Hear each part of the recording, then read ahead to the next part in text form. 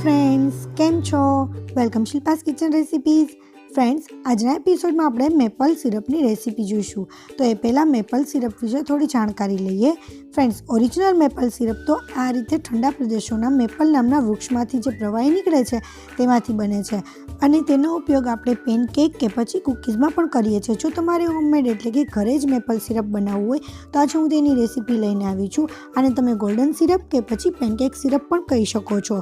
તમે અહીં જોઈ શકો છો કે આપણા સિરપની થિકનેસ પણ પરફેક્ટ આવી છે અને એનો કલર પણ એકદમ સરસ છે। તો ફ્રેન્ડ્સ, સ્ટાર્ટ કરીએ એ પહેલાં તમને એક રિક્વેસ્ટ છે કે જો તમે મારી ચેનલને હજી સુધી સબસ્ક્રાઈબ નથી કર્યું તો નીચે જે લાલ કલરનું સબસ્ક્રાઈબ આપેલું છે તેને પ્રેસ કરીને બાજુમાં જે બેલ આવે તેને પણ પ્રેસ કરી અને ઓલ પ્રેસ કરી લેજો, જેથી મારા નવા બધા જ વિડીયોની નોટિફિકેશન તરત મળી રહે। આ બિલકુલ ફ્રી છે અને હું આવી નવી વાનગી લાવતી રહું છું। અને જો તમારું સબસ્ક્રાઈબ દેખાડવાનું છે તો તમે પહેલેથી સબસ્ક્રાઈબ કરેલું છે, બીજી વખત કરવાનું નથી। ફ્રેન્ડ્સ, સૌથી પહેલાં આપણે અડધો કપ સુગર લેવાની છે। આપણે જે રેગ્યુલર યુઝ કરીએ છીએ એક પેનમાં આપણે નાખીશું અને અડધો કપ એના કરતાં સહેજ પાણી ઓછું એટલું એમાં નાખવાનું છે અને ખાંડને ઓગાળી લેવાની છે। જસ્ટ ખાંડ ઓગળી જાય ત્યાં સુધી છે એને હલાવવાનું છે અને ખાલી ખાંડ ઓગાળવાની છે, વધારે વાર ઉકાળવાનું નથી। ફ્રેન્ડ્સ, તમને મારી આ રેસીપીમાં કોઈ પ્રશ્ન હોય કે પછી તમારે કોઈ નવી રેસીપી શીખવી હોય તો મને કમેન્ટમાં જણાવજો। ફ્રેન્ડ્સ, હવે આપણી જે સુગર હતી એ સરસ રીતે ઓગળી ગઈ છે અને ગેસને આપણે સ્લો કરી દઈશું એકદમ। હવે એની અંદર 1 ચમચી લીંબુનો રસ એડ કરીશું અને 6 થી 7 ટીપા વેનીલા એસેન્સ નાખીશું।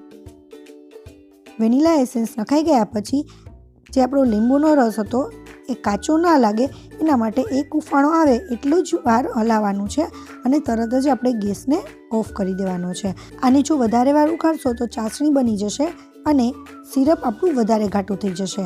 એટલે હવે આને એક સાઈડમાં મૂકી દઈએ અને બીજા પેનમાં આપણે અડધો કપ આપણે સુગર લેવાની છે અને એની અંદર કંઈ પાણી એડ કરવાનું નથી અને એમનેમ જ એને ઓગાળી લેવાની છે।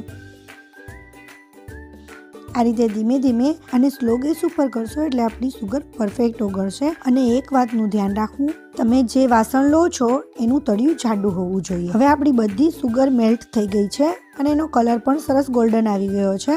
હવે આપણી જે ઓગાળેલી ખાંડ હતી એ એમાં એડ કરી દઈશું અને ગેસ એકદમ સ્લો રાખવાનો છે અને ધીમે ધીમે એડ કરતું જવાનું છે અને હલાવતું જવાનું છે। ફ્રેન્ડ્સ, મારા રિસર્ચ પ્રમાણે જે લોકોએ મને સબસ્ક્રાઈબ નથી કર્યું એ લોકો મારા વિડીયો વધુ જુએ છે। તો ફ્રેન્ડ્સ, તમે વિડીયો જુઓ છો તો સબસ્ક્રાઈબ કરી લેજો, જેથી મારા નવા વિડીયો તમે તરત જોઈ શકો। હવે બધું બરાબર રીતે મિક્સ કરી લેવાનું છે અને ગેસને ઓફ કરી દેવાનો છે। આને પણ વધારે વાર ઉકાળવાનું નથી। આપણી અત્યારે જે છે ગરમ એની થિકનેસ આટલી હોવી જોઈએ। હવે એને આપણે ઠંડુ થવા માટે મૂકી દઈશું। તમે જોઈ શકો છો કે આપણી થિકનેસ કેટલી છે એમ। ચમચી વડે હું તમને બતાવી દઉં છું અને કલર પણ આપણો સરસ ગોલ્ડન કલર આવી ગયો છે। હવે એને આપણે ઠંડુ થવા માટે રાખી દઈએ।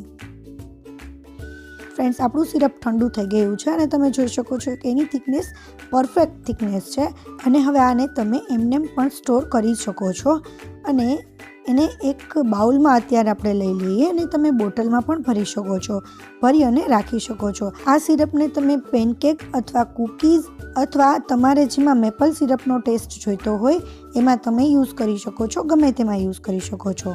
ફ્રેન્ડ્સ, તમે મને FB, ઇન્સ્ટા કે ટેલિગ્રામ પર પણ ફોલો કરી શકો છો, જેની લિંક મેં ડિસ્ક્રિપ્શન બોક્સમાં નીચે આપેલી જ છે। આપણું જે ગોલ્ડન સિરપ છે એ પરફેક્ટ તૈયાર છે। તો ફ્રેન્ડ્સ, તમને મારી રેસીપી ગમી હોય તો એક લાઈક આપી દેજો અને સાથે સાથે બીજાને પણ શેર કરજો।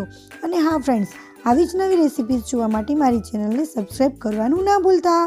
Thank you for watching. Next recipe સાથે ફરીથી મળીશું। ત્યાં સુધી બાય બાય, ટેક કેર।